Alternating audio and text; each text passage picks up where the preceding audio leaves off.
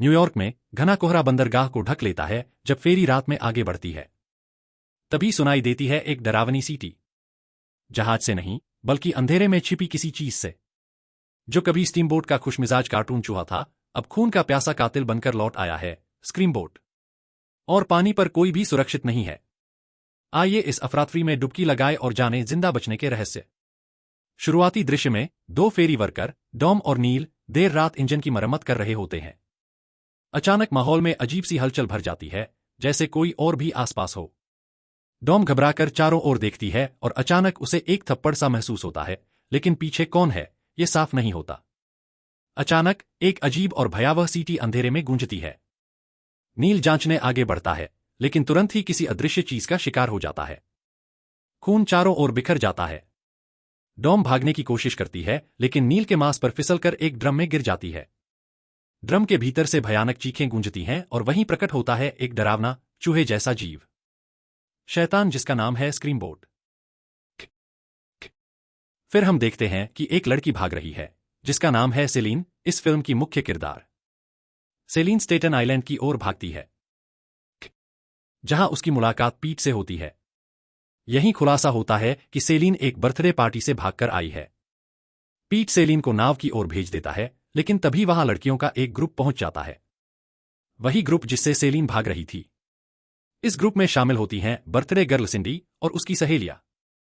इसके बाद हम देखते हैं कि सारे यात्री नाव पर चढ़ जाते हैं। इस बीच रेडियो ऑपरेटर माइक कप्तान बिल को निर्देश देता है कि कोहरे के कारण कुछ घंटों के लिए फेरी सेवा रोक दी जाए, लेकिन बिल इस पर सहमत नहीं होता। फेरी चल पड़ती है। लड़कियों का ग्रुप नाव तक पहुंचता है, जहां एक बच्चा माटेओ अपनी मां मोजेस के साथ मौजूद होता है और बैरी अपनी सीट पर सो रहा होता है। तभी ईएमटी एम्बर उसके पास आती है। एम्बर अपने बैग से सामान निकालकर बैरी का ब्लड और शुगर लेवल चेक करने लगती है। इसी दौरान साफ नजर आता है कि सीट के नीचे कुछ रोएंदार सा हिल रहा है, लेकिन क्या है, ये साफ नहीं होता। इसी बीच बैरी एम्बर को चेतावनी देता है कि आज रात सब मरने वाले हैं। एम्बर इसे उसकी बेवकूफी और वहम मानकर नजरअंदाज कर देती है। इसके बाद हम देखते हैं सेलिना और पीट स्टैच्यू ऑफ लिबर्टी का नजारा देखते हुए खुश होते हैं। फिर दृश्य बदलता है और एक लड़का कार्टूनिश कॉस्ट्यूम पहने नाव के उस हिस्से में जाता है जहां कोई यात्री नहीं होता। वो नशे की दवाइयां लेना शुरू करता है। तभी उसे वही सीटी सुनाई देती है जो डॉम और नील ने सुनी थी। लड़का उठकर देखने जाता है, मुड़ता है और देखता है कि उसका मास्क जमीन पर पड़ा है। लेकिन अचानक वो मास्क उठ खड़ा होता है और उसके नीचे से तेज, रोएंदार पैर नजर आते हैं। लड़का डर जाता है। फिर वो मास्क एक स्टोरेज रूम में जा गिरता है। ये देखकर लड़का भागने की कोशिश करता है, लेकिन राक्षस उसके पैर पर हमला कर देता है और बेरहमी से कॉस्ट्यूम का हिस्सा उसकी खोपड़ी में घोंप देता है, जो उसके गाल से बाहर निकल आता है। लड़का वहीं मर जाता है। सिंडी का ग्रुप बंद बार तक पहुंचता है। सेलिना उनकी आवाज सुनकर वॉशरूम की ओर चली जाती है, जहां उसे ऐसा लगता है जैसे कोई उसे देख रहा है। जैसे ही वो वॉशरूम का दरवाजा खोलने की कोशिश करती है, किसी का हाथ उसके कंधे पर पड़ता है। वो एम्बर होती है, जो सेलिना को उसकी स्केचबुक देती है। लेकिन एम्बर के जाते ही सेलिना स्केचबुक को कूड़ेदान में फेंक देती है। इसी बीच वॉशरूम के अंदर हम कातिल राक्षस के पैरों को देखते हैं, जो किसी लाश का मांस खा रहा होता है। उधर सिंडी का ग्रुप फोटो खींचने में लगा है और बार बार सेलिना पर दबाव डालते हैं, जिससे वो चिढ़ जाती है और कॉरिडोर की ओर चली जाती है। इसी दौरान एक पुलिस वाला बेस हॉल में प्रवेश करता है और राक्षसी चूहे की परछाई नोटिस करता है। जैसे ही वो चारों ओर देखता है, चूहा उसके पैर पर हथौड़ा मार देता है, जिससे वो गिर जाता है। फिर वो रोएंदार राक्षस पुलिस वाले के हाथ पर भी हथौड़ा चला देता है। पुलिस वाला हैरान रह जाता है जब वो इस भयानक चूहे को देखता है। सेलिना पुलिस वाले की चीखें सुनती है और झांककर देखती है कि चूहा पुलिस वाले को समुद्र के ऊपर लटकाए हुए है। फिर चूहा उसे नाव के पंखे में फेंक देता है। जैसे ही वो सेलिना की तरफ मुड़ता है, डरी हुई सेलिना चीख पड़ती है जब वो डरावने राक्षस और टुकड़े टुकड़े हो चुके पुलिस वाले को देखती है। राक्षस फिर पुलिस वाले की लाश को पानी में फेंक कर भाग जाता है। तभी डियाज, एम्बर, टॉमी और पीट पहुंचते हैं। सेलिना उन्हें बताती है कि उसने एक रोएंदार राक्षसी जीव देखा है, लेकिन कोई उसकी बात पर विश्वास नहीं करता और उसे वहां से ले जाते हैं। कप्तान बिल इधर उधर देख रहा होता है। अचानक वही राक्षसी चूहा उस पर हमला कर उसका गला काट देता है। कुछ देर बाद टॉमी, डियाज और पीट वहां पहुंचते हैं। वो बिल का बिखरा हुआ शरीर और चारों ओर बिखरा खून देखकर दंग रह जाते हैं। अब कप्तान बने टॉमी अपने पहले सहायक पीट को आदेश देता है कि सभी यात्रियों को नाव के निचले हिस्से में ले जाया जाए। फिर राक्षस जैजी और बेला की ओर मुड़ता है, जो अजीब-अजीब पोज बना रही होती हैं। चूहे जैसा राक्षस एक छोटे क्राफ्ट में बैठता है और लाइट ऑन करता है, जो लड़कियों को परफेक्ट लगती है। लेकिन जैसे ही वो अपना आखिरी पोज देती हैं, राक्षस उस क्राफ्ट को चलाकर उसकी धातु का हिस्सा जैजी और बेला के मुंह में घोंप देता है। दोनों की तुरंत मौत हो जाती है। इसी दौरान एम्बर आती है और पहली बार उस राक्षसी जीव को अपनी आंखों से देख लेती है। फिर वो जाकर इस बारे में सेलिना से चर्चा करती है। तभी पीट भी आता है, जो सारे यात्रियों को नीचे ले जाने की कोशिश कर रहा होता है, और वो एम्बर और सेलिना के साथ जुड़ जाता है। तीनों नीचे डेक की ओर बढ़ते हैं, लेकिन वहां का दरवाजा अटका हुआ मिलता है। अंदर डियाज सबको उस राक्षसी चूहे के बारे में बताता है, जिससे लोगों में दहशत फैल जाती है। डियाज सबको एकजुट होकर उस डरावने जीव को खत्म करने की बात करता है। लेकिन अचानक कहीं से एक चाकू उड़कर आता है और डियाज के गले में धंस जाता है। उसे उसी राक्षसी चूहे ने मार दिया होता है। अब वो खौफनाक जीव सबके सामने खड़ा होता है और लोग उसे मारने के लिए दौड़ पड़ते हैं। लेकिन उनके वार करने से पहले ही राक्षस एक पानी की पाइप पकड़ता है और सब पर पानी की बौछार छोड़ देता है। तेज पानी के दबाव से यात्री गिरने लगते हैं। इतना ही नहीं, राक्षस उस पाइप को बिजली की सप्लाई पर मार देता है, जिससे करंट पानी में फैल जाता है और सभी यात्री बिजली के झटके से तड़पने लगते हैं। दूसरी ओर, अटके हुए दरवाजे के पास रोरी उसे पकड़ लेती है और उसे भी बिजली का करंट लग जाता है। सेलिना, एम्बर और पीट ये सब अपनी आंखों से देखते हैं, लेकिन मदद करना चाहकर भी कुछ नहीं कर पाते। सौभाग्य से माटेओ बिजली के झटके से बच जाता है और चुपचाप किचन में छुपा रहता है। राक्षस वहां से गुजरता है, लेकिन उसे देख नहीं पाता। मोजेस भी बच जाता है और अब वो माटेओ को अपने साथ ले जाता है। इसके बाद हम देखते हैं कि जेमी एक पुलिस वाले के पास जाकर इस अफरा तफरी की जानकारी देने पहुंचती है। पुलिस वाला आगे बढ़कर जांच करने लगता है, लेकिन जेमी सिर्फ अफरा तफरी की रिपोर्ट देने नहीं आई थी, बल्कि उसने इस अफरा तफरी के बीच पुलिस वाले को रिझाने की कोशिश की।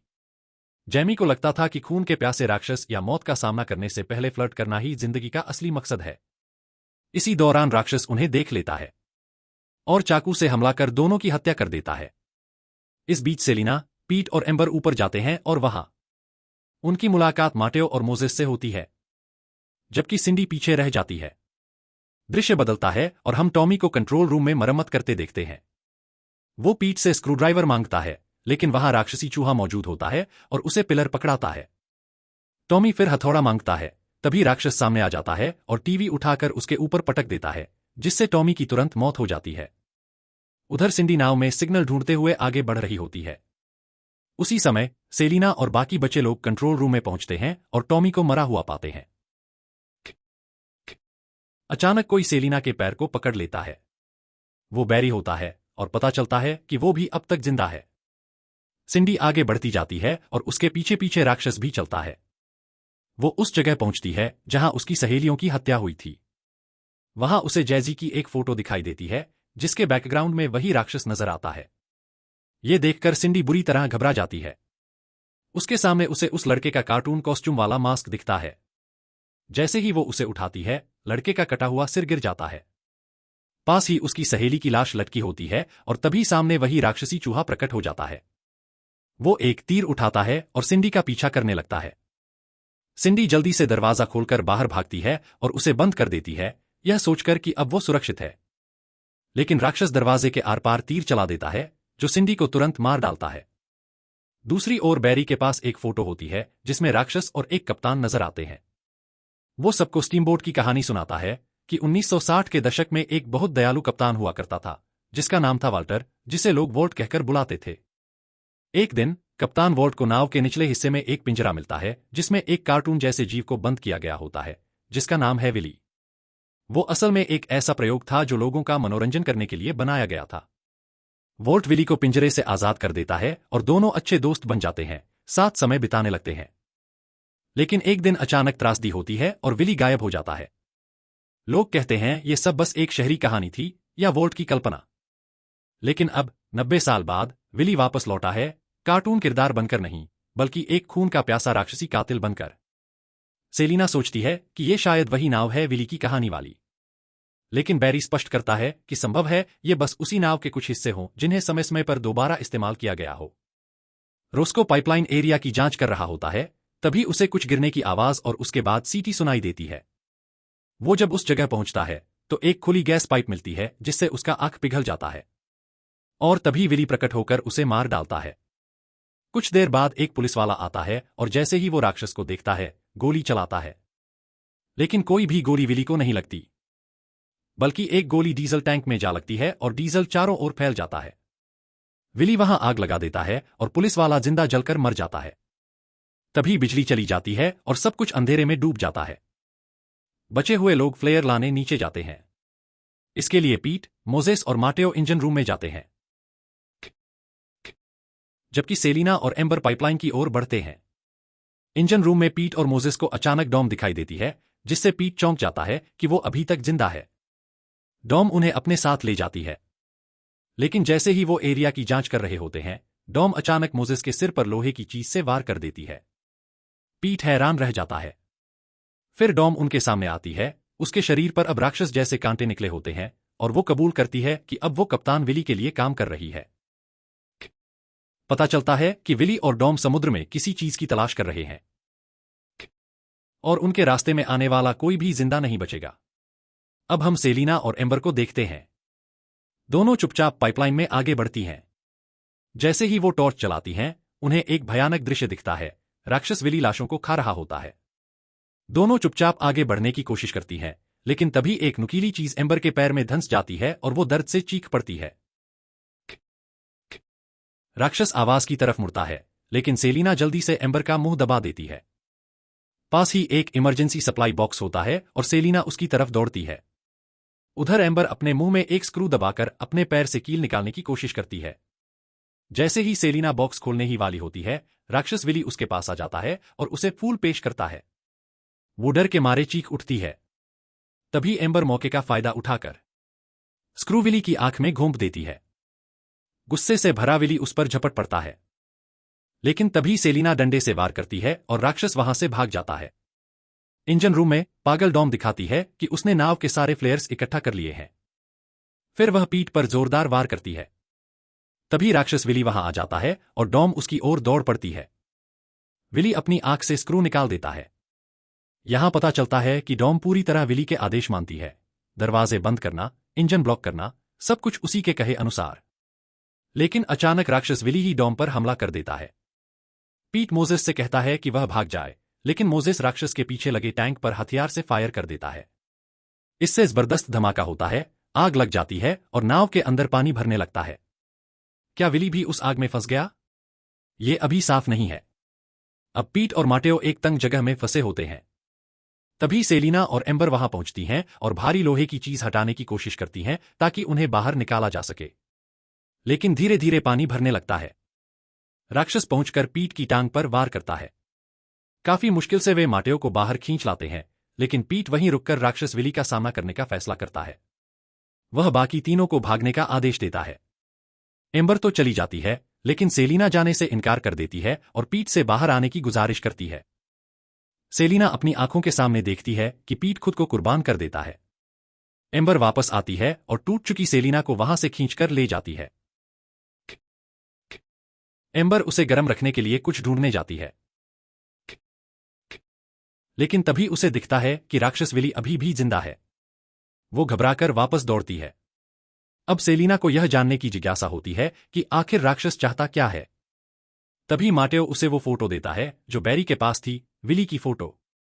माटेओ बताता है कि उसकी मां कहा करती थी, जब और कुछ काम न आए तो प्यार आजमाओ। सेलिना फोटो को पूरा खोलती है और देखती है कि उसमें एक और चूहिया है, विली के साथ, जिसने वैसा ही ड्रेस पहना है जैसा सेलिना के हैंड बैग पर बना हुआ है। इससे साफ होता है कि चूहिया समंदर में खो गई थी और राक्षस विली उसी की तलाश कर रहा था। इसी वजह से जब भी उसे सेलिना दिखती तो वह उसे देखकर अजीब तरह का प्यार जताता, मानो वही उसकी खोई हुई चूहिया हो। अब सेलिना के दिमाग में एक योजना आती है। सेलिना एम्बर से माटेओ को लेकर जाने को कहती है और खुद अकेले अंदर चली जाती है। वह एक बॉक्स से विली की पत्नी का कॉस्ट्यूम निकालती है और उसे पहन लेती है। इधर एम्बर माटेओ को लेकर नाव के किनारे पहुंचती है और मदद के लिए दूसरी नाव को इशारा करती है, लेकिन तभी राक्षस उनके पीछे पहुंच जाता है। एम्बर उससे भिड़ने की तैयारी करती है, मगर विली उसे दबोचकर चाकू से घायल कर देता है। तभी उसे एक आवाज सुनाई देती है। वह पलटकर देखता है तो सामने सेलिना खड़ी है, चूहिया का कॉस्ट्यूम पहने हुए। मानो उसकी प्रिय खोई हुई साथी लौट आई हो। सेलिना उसे बहकाने की कोशिश करती है। उसे देखकर खूंखार राक्षस अचानक शर्मीला हो जाता है। सेलिना उसे पास आने को कहती है और जैसे ही वह पास आता है, सेलिना उस पर स्लेजहैमर से वार करती है। वह लड़खड़ा तो जाता है, लेकिन पूरी तरह चोटिल होने से बच निकलता है। सेलिना तुरंत एम्बर की ओर दौड़ती है, मगर राक्षस विली माटेओ को पकड़ लेता है। सेलिना रोकने की कोशिश करती है, लेकिन विली माटेओ को समुद्र में धक्का दे देता है।